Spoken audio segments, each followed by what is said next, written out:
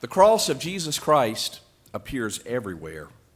We see it in churches, on necklaces, at cemeteries, and high atop steeples. We find crosses in all sorts of places, from rearview mirrors to colorful t-shirts. The cross is the universal symbol of our faith in Jesus Christ. But as beautiful and as inspiring as these crosses may be, each one is merely a reminder of the true cross, the cross of Jesus, where he freely gave up his life for you and me and everyone who would ever live. This morning we invite you to come back in time to that cross. Through the testimonies of some of the people who were there that day and the music of our choir, we invite you to witness firsthand what happened in those few hours. This journey to the cross is often called the Via Dolorosa, which means the way of the cross. As we make that journey together today, may you experience once again the great love that Jesus has for you.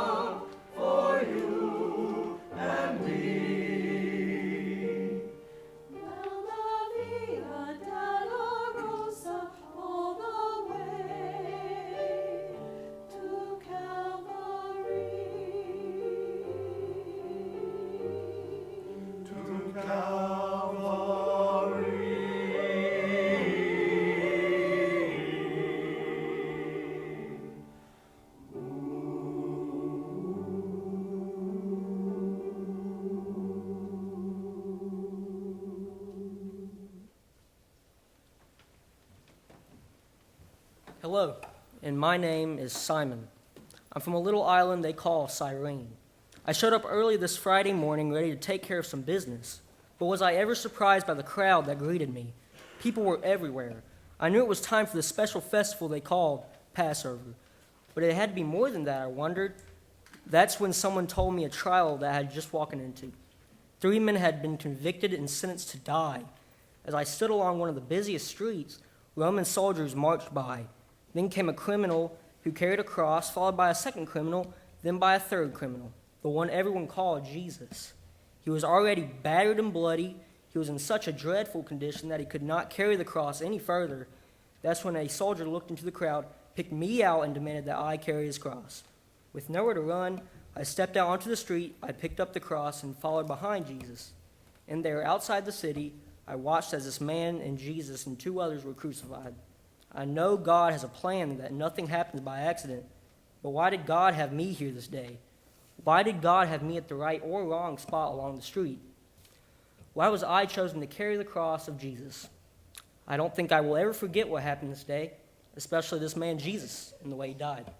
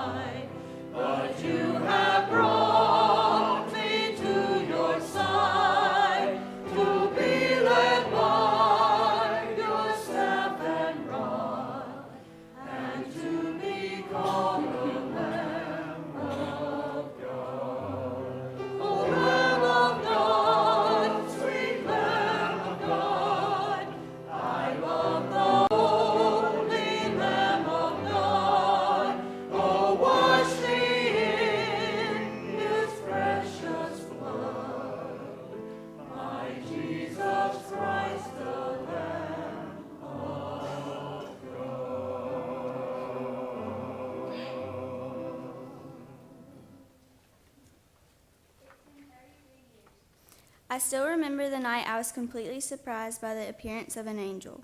And I still remember how that angel said, "Mary, you are to be the mother of the Son of God."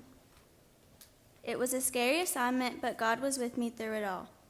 God was with me as I informed Joseph, as we welcomed the baby Jesus in Bethlehem, and as we fled to Egypt.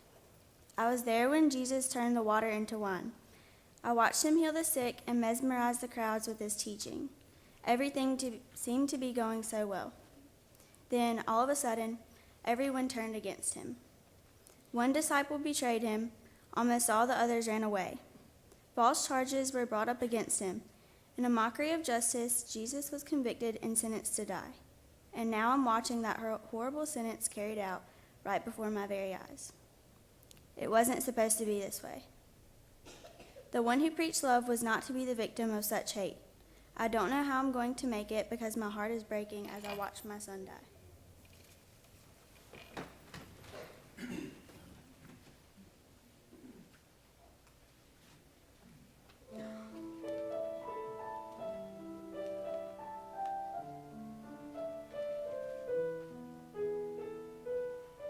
People, Mary.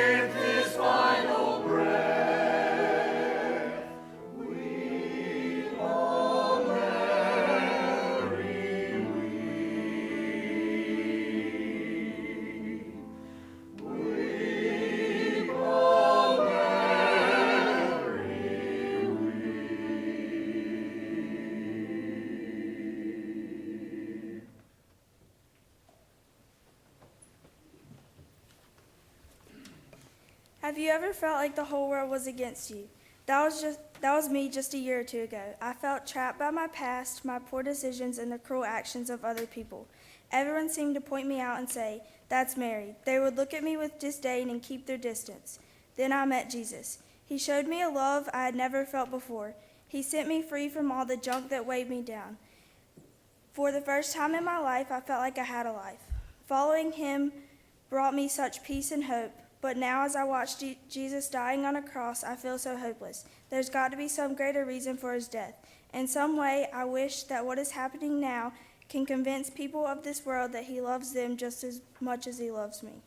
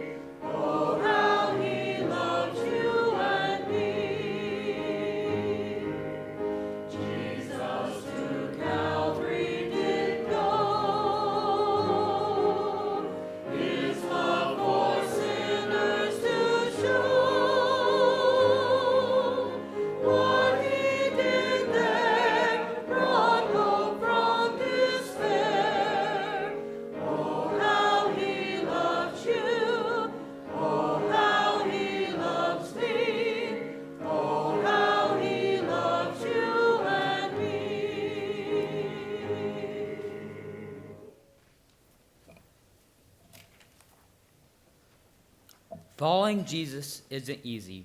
It all started with that simple invitation, "John, follow me." Jesus asked my brother James to do the same thing, so we both became disciples. At first, it was intriguing as we wondered what Jesus would do or say next. Then we got a little nervous as the religious leaders began to challenge Jesus at every turn. Would our association with Jesus get us into hot water too?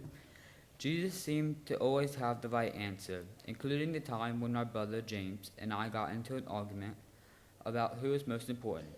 Basically, Jesus told us not to worry about being the top dog, but instead to live our life as a servant. And that was the way Jesus lived his life, as a servant. He was always thinking of others. Even now, as he endures all the pain and agony on the cross, he calls out to me to take care of his mother. If I follow in his example, I know I can do it. But for now, all I want to do is stand at the cross and cry.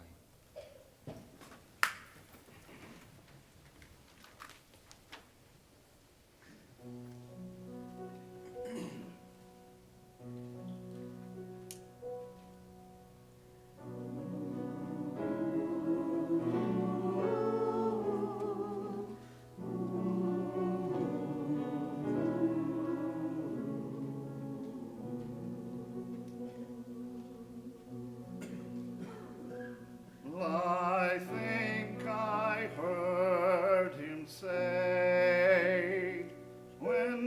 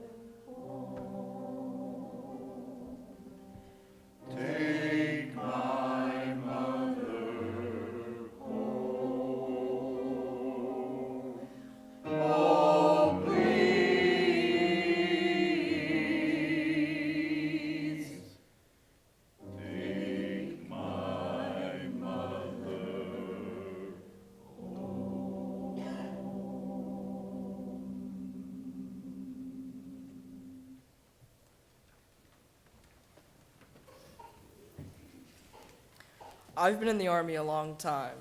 I enlisted as a young man, and I've seen it all. Combat, courage, treason. I received several promotions. I'm now a Centurion. 100 soldiers are under my command.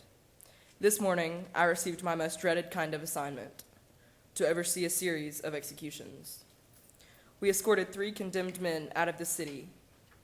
We carried out the hard hand of justice upon each one of them.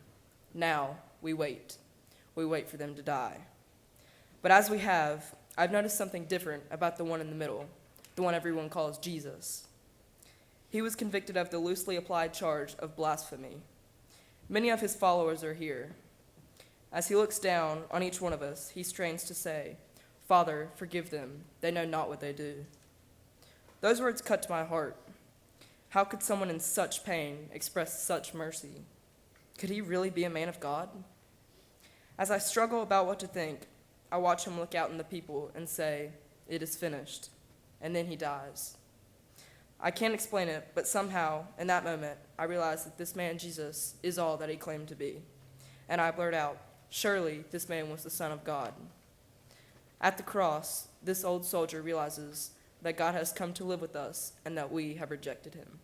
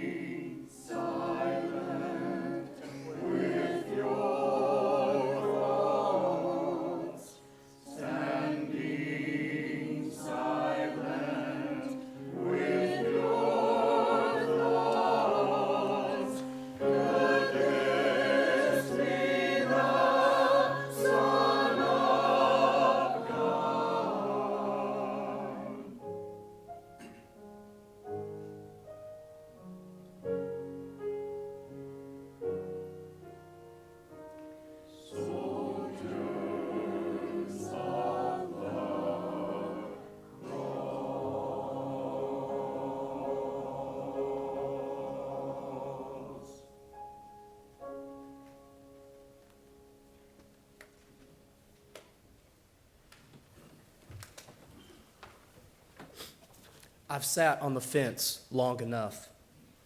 Allow me to introduce myself. My name is Joseph. For several years, I've been a part of the Sanhedrin. We are the ruling council for the Jewish people. It seems like everyone in the group despises Jesus. Everyone, except for me. Something about him has always fascinated me. I don't know what it is. Maybe it's his wisdom or his miracle working power. But a while back, I did something rather cowardly. I decided that I was going to be a follower of Jesus and just keep it to myself. But seriously, how can someone follow Jesus and keep it to themselves? With the verdict at his trial this morning, I knew I had to walk to the hill and see Jesus one last time. In fact, I just watched him die. He died for simply being faithful to all that God called him to do. If he can make that kind of sacrifice, then so can I. It's time for me to stand up and serve my Lord. I'm going to do the only thing I can now do. I'm going to give him a proper burial. Now that he has served me by giving up his life, I'm going to serve him. Because the truth is, what Jesus has done this day wasn't just for me. It was for everyone. And so, in a sense, we were all there when they crucified my Lord.